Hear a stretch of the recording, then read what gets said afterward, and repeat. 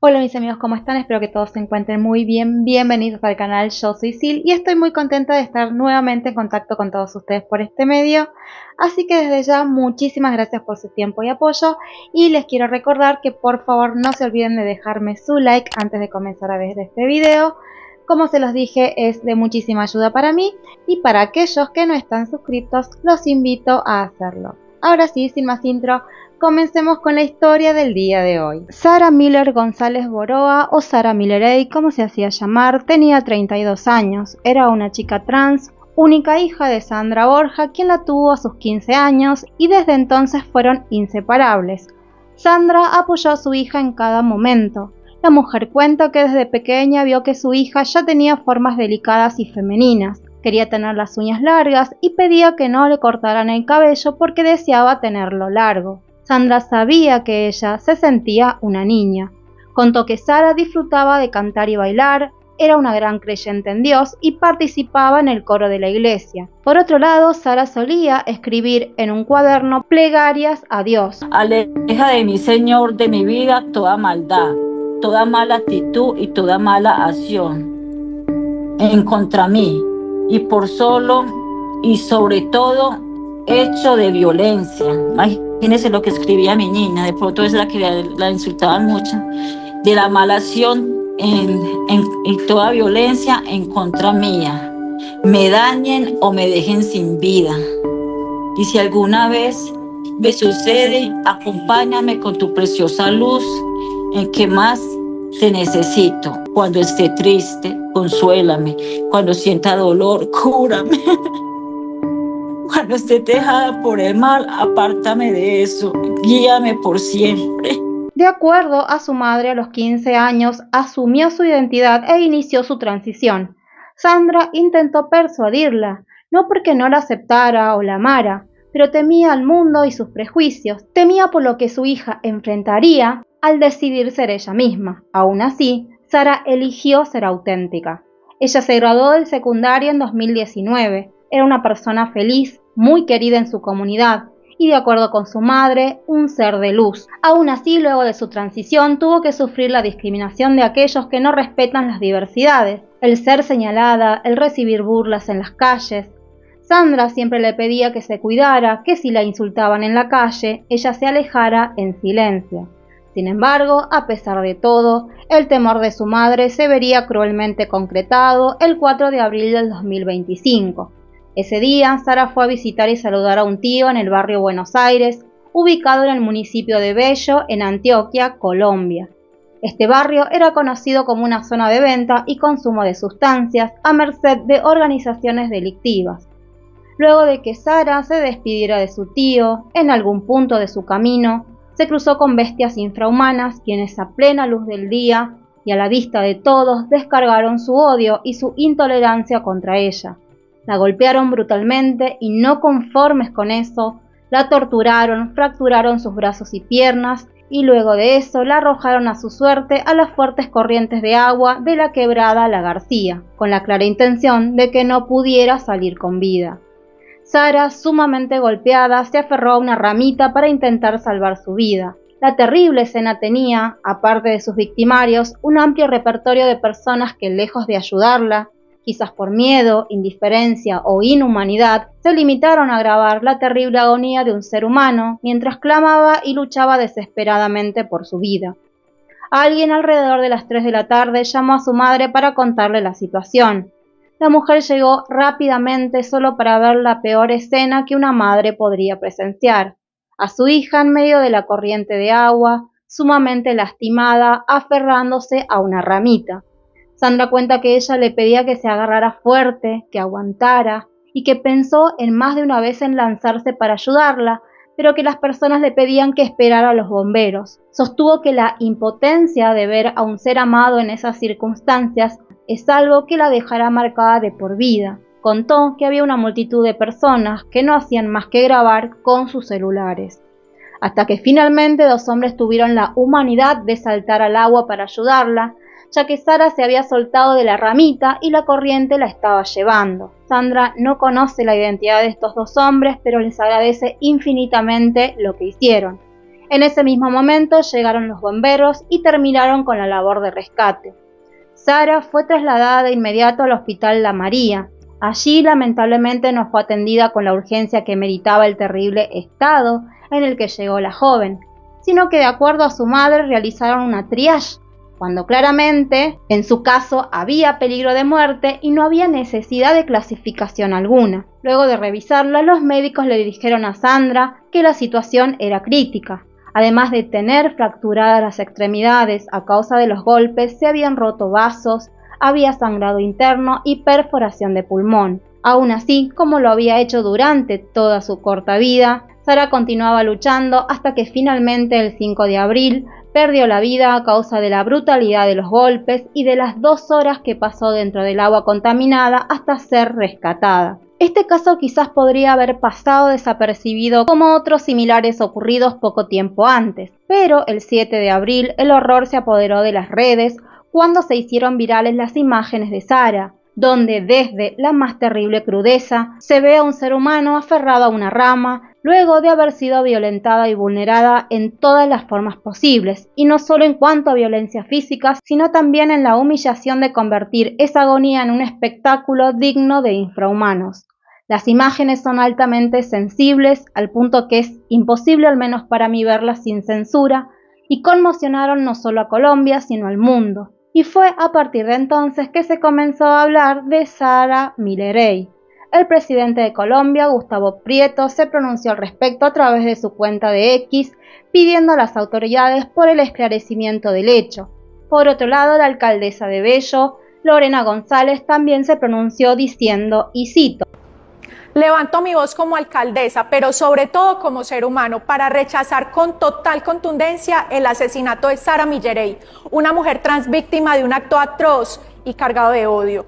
A Sara la violentaron, le quebraron los brazos y las piernas y la arrojaron al río. Y duele profundamente pensar que ocurrió ante la indiferencia de muchos. No podemos permitir que la transfobia siga cobrando vidas en silencio. Como alcaldía, como ciudad, tenemos una deuda con la comunidad LGBTIQ+, y hoy, con el corazón en la mano, les digo que no podemos guardar silencio. Vamos a exigir justicia por Sara y vamos a seguir trabajando por una ciudad donde todas las vidas sean dignas y respetadas.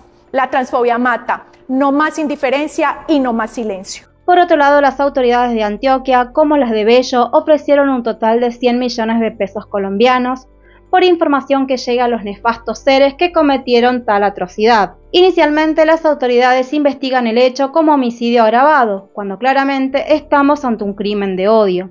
Se cree que al menos 4 personas intervinieron en el acto y la hipótesis es que se trataría de miembros de una organización delictiva. Por lo pronto, se estarían analizando las cámaras de seguridad de la zona para confirmar si pudieron captar a los agresores. Por otro lado, el gobierno, para esta investigación, estableció una comisión especial. Por la conmoción y el repudio que generó la muerte de la joven de 32 años, se realizaron marchas de protestas en varias ciudades de Colombia por las comunidades LGBTIQ+, quienes pedían justicia por Sara. Ella fue despedida por todos quienes la amaron el 8 de abril. Sandra sostuvo que a su hija la asesinaron vilmente por ser como era, por ser extrovertida, por ser una trans. Dijo que su hija no le hacía mal a nadie, que era un ser de luz, que no merecía lo que le hicieron. No merecía que me destrozara su cuerpecito a golpes, que me la tiraran esa quebrada para que se muriera. Eso, imagino su sufrimiento, ese dolor que ella sintió. Por favor, pido que se haga justicia. En otra entrevista muy emotiva, Sandra dijo en relación a los agresores que si a ellos les molestaba la condición de su hija, ¿por qué no solo le dispararon y la dejaban ahí? ¿Por qué debieron torturarla de esa manera, fracturar sus huesos y lanzarlas a su suerte a una quebrada? Sostuvo que su hija murió por ser como quería ser. Lamentablemente, el caso de Sara no es un hecho aislado, sino que fue la tercera muerte en menos de un mes de una persona trans en Antioquia, y de acuerdo a informes, en lo que va del 2025, se produjeron 25 muertes de personas de la comunidad LGBTIQ+, 13 de ellas en Antioquia. Y de acuerdo a estadísticas, el incremento de violencia contra esta comunidad, en especial hacia las personas trans, se incrementó un 50% en los últimos 5 años en Colombia. Por otro lado, el Ministerio de Igualdad llamó a la ciudadanía a no guardar silencio ante la violencia transfóbica y cito: reivindicamos sus vidas, sueños, historias, legados y el derecho a vivir con dignidad y libertad. Alzamos la voz y nos unimos al llamado urgente contra la violencia de género y los transfeminicidios. El silencio mata y no seremos cómplices de la barbarie ni del dolor que genera la desigualdad. Colombia ocupa el tercer lugar de Latinoamérica en cuanto a violencia contra la comunidad LGBTIQ+, teniendo por delante a Brasil y México. De acuerdo a Caribe Informativo, en el país se creó una comisión para que se investigara la problemática y se pudieran llevar a cabo medidas de prevención. Esto los llevó a analizar 4 factores de riesgos que permitirían explicar o tener hipótesis del por qué ocurre, no así justificar la violencia contra las diversidades, principalmente con las personas trans. Un factor tiene que ver con el altísimo nivel de precariedad con el que las personas trans tienen que construir en Colombia su proyecto de vida, ya que la realidad de estas personas es la pobreza, la inequidad, el desempleo, la vivencia en situación de calle, la expulsión de sus hogares, y esto les genera un escenario de mayor vulnerabilidad. Un segundo factor tiene que ver con los victimarios, relacionados a ciertos órdenes morales presentes en los imaginarios individuales y colectivos, que ven a las personas de la comunidad LGBTIQ+, en especial a las personas trans, como moralmente indeseables. El tercer factor está relacionado a la ausencia de protección por parte del Estado y, en cuarto lugar, la ausencia del respaldo ciudadano. Y eso nos interpela como sociedad. ¿Qué hacemos nosotros para que la diversidad no tenga miedo? Para que no se sienta discriminada, sesgada, violentada hasta la muerte? Para que las personas trans no deban elegir entre ser quienes son y estar a salvo. De acuerdo a testigos, nadie ayudó porque los propios agresores impedían que Sara fuera rescatada. Pero la realidad es que ella estuvo durante 2 horas en el agua, y me es difícil pensar que estos infrahumanos se hayan quedado todo ese tiempo a sabiendas que se habían contactado a las autoridades. Por otro lado, Sandra, que estuvo allí, no vio nada de eso, pero sí a personas grabando la cruda situación sin hacer nada más. Otra de mis dudas es por qué tardaron tanto las autoridades. Repito, Sara estuvo 2 horas aferrada a una ramita hasta que finalmente 2 hombres que antepusieron la empatía al miedo y a la indiferencia se lanzaron a rescatarla. Por otro lado, me pregunto si estas imágenes así de crudas, de crueles, que no hacen más que retratar la parte más oscura de la humanidad, no se hubiesen viralizado, causando el repudio y la conmoción, las autoridades se hubiesen ocupado de este caso con, al parecer, tanta diligencia. ¿Se habría ofrecido recompensa? Porque, como dije, Sara no fue un caso aislado, sino que hubo 2 casos anteriores en el mismo mes del que nadie supo nada. Otra de mis preguntas es qué hace que una comunidad se pare como espectador silencioso de una tragedia. Y esto me lleva a otro punto. ¿Cómo es posible que los responsables no hayan sido identificados cuando había tantas personas ahí que los vieron? Espero de corazón que Sara no sea un caso más de intolerancia y falta de respeto a la dignidad de la vida, sino que sea un despertar de conciencias, que rompa silencios porque callar perpetúa actos.